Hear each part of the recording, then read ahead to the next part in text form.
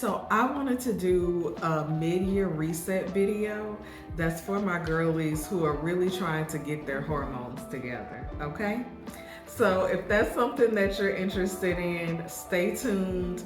Actually, go grab a pen and paper because I'm gonna give you some actionable steps in this video for how you can do a mid-year reset that is wellness focused so you can get on top of your health for the rest of the year.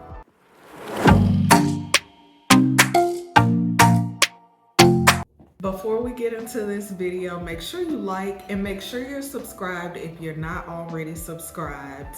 I got a lot to cover in this video, and so I got me some notes here because I don't want to forget anything. But before I go any further, I do want to give a disclaimer. This video is not intended to replace any medical advice. I am just sharing what has worked for me and actually what I'm currently in the middle of doing. So this video is for educational purposes only. Speaking of consulting a wellness or healthcare professional, my first step in your wellness reset is actually to revisit some of the action items that you already have probably gotten from a provider that you've seen this year. So we're like halfway through the year. You've probably already been to your doctor. Maybe you've already done your doctor's appointment for the year. So this is for my ladies who've already been to the doctor this year, already done an annual exam this year like myself. Now, there were probably some things that you were supposed to do after that appointment. Whether it is start your new supplements or start some supplements, because some of your levels were low, whether it was go to a follow-up appointment with a different doctor. And for my fibroid girlies, if you know you have fibroids or if you were diagnosed and you are supposed to do an ultrasound, please do that ultrasound. Because I know that it is very common for women with fibroids to get a diagnosis. And maybe you got an ultrasound when you first got a diagnosis last year or a couple years ago. But it's really important that you do these ultrasounds or exams at least once a year so that you can monitor the growth of the fibroids and make sure they're not getting bigger or they're not causing any other issues. So again, make sure that you do anything that you were supposed to follow up on. You know, even if it was from last year, some stuff you were supposed to follow up on.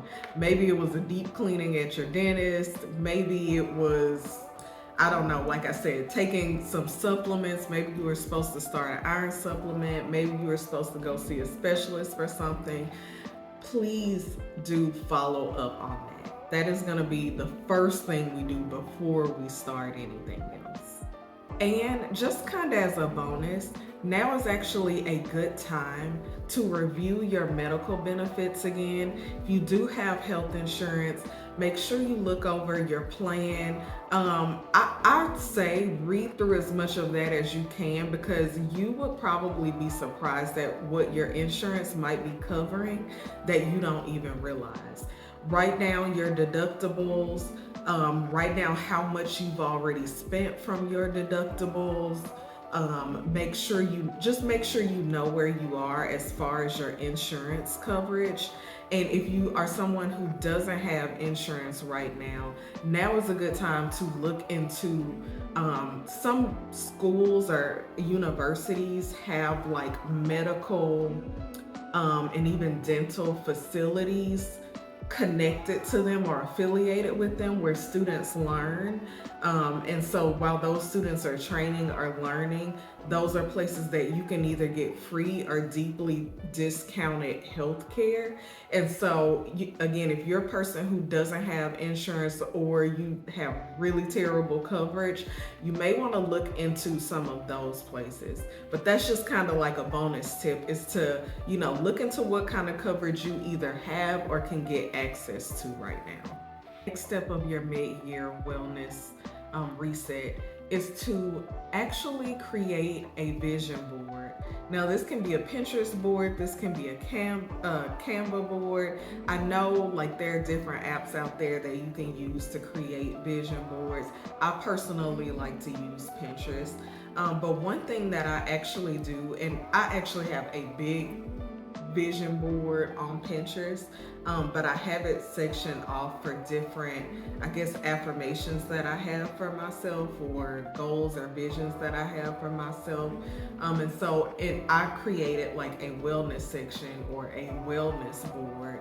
And so in that board, I have affirmations for wellness, about things that I want to be, things that I want to embody as far as my health is concerned and as far as my body is concerned. I have images. I think I even have some images of myself when I felt like I was in the best shape of my life, like things like that. Put that on your board, and while you're making this board, like, get comfortable, get excited, and try to think about how you would feel, how you will feel when you accomplish that, or when you realize this version of yourself, this newer, healthier version of yourself. Like, try to think of how you would feel when you do that, and try to embody that feeling as you're making this board. And another thing that I like to do is I will screenshot. Since I'm using Pinterest, I screenshot the board and I actually put it as a wallpaper on my phone so that I can see it all the time. So you can either put it as a wallpaper on your desktop, or even, I think with Canva it's a little more simple because you're just turning it into an image. But you can put it on your phone, on your laptop or your desktop wallpaper, or somewhere that you can look at this all the time and be reminded, of where you want to be with your health.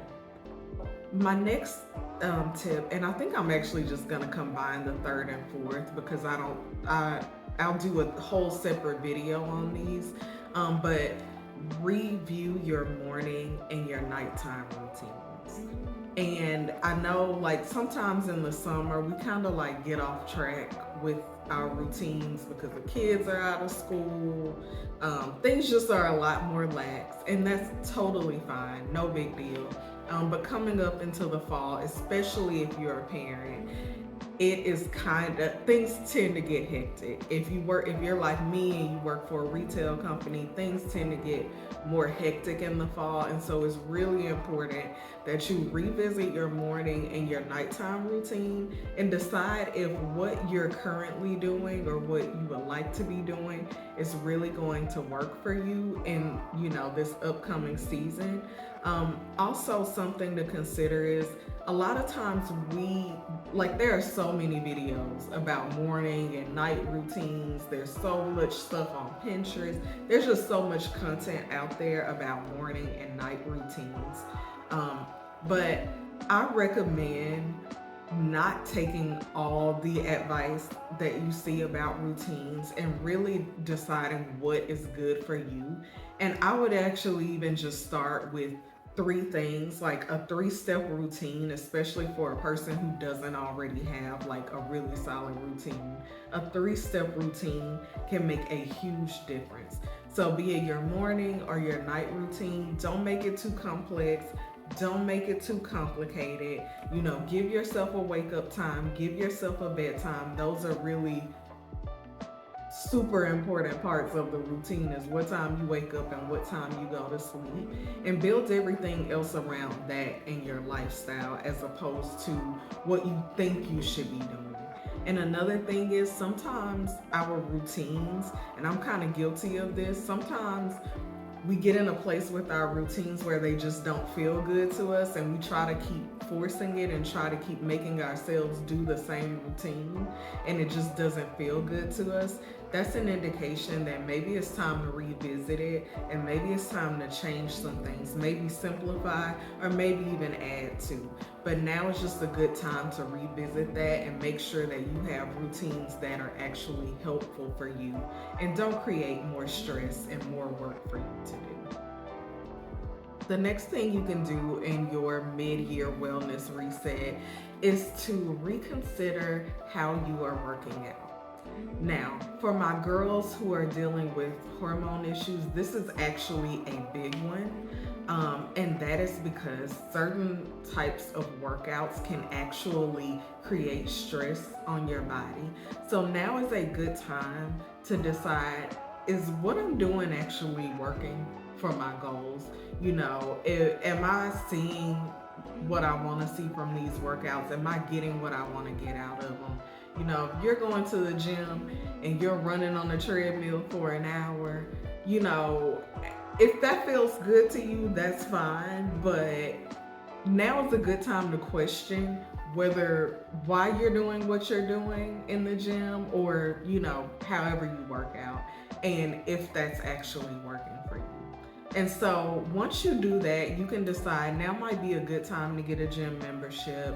Now might be a good time to cancel your membership. If you're like me, as soon as this temperature starts going up, I stop going to the gym because I just prefer to take walks outside and just be outside as much as possible. So I probably haven't been to the gym since like May, I think. But my gym membership is super cheap, and so I'm just gonna keep it until I'm ready to go back when it starts to cool down. But now is a great time to review that. If you don't like the gym at all, but you have a gym membership, now might be a good time to cancel your gym membership and maybe set up a home gym. Maybe get a walking pad. Maybe figure out, maybe you just want to go to a specialized thing. Maybe you just like Pilates. One way that you can kind of try some different things out is a service called ClassPass.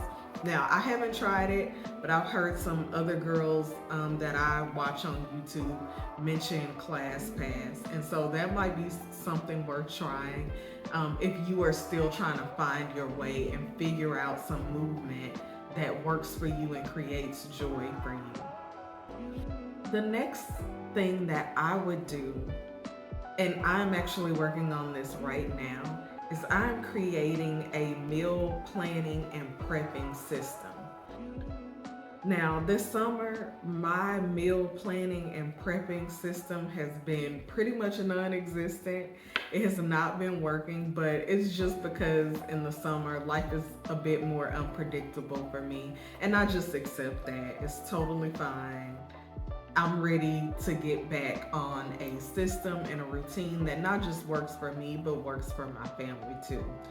Maybe you need to plan your meals on a certain day. Personally, I like to do my meal planning for the next week on Friday, and then that gives me the weekend to find the food that I need for the upcoming week. And so either by like Sunday night or Monday morning, I can start preparing things to get me ready for the week. Now, if maybe cooking is not your thing, maybe you're just not into it yet, or maybe you just don't want to do that much thinking. Shameless plug, I have a meal plan. I have a hormone-friendly meal plan, and I will actually link that below. But it is done for you. It already has the grocery list. It has some good tips about how to find the foods that work best for you.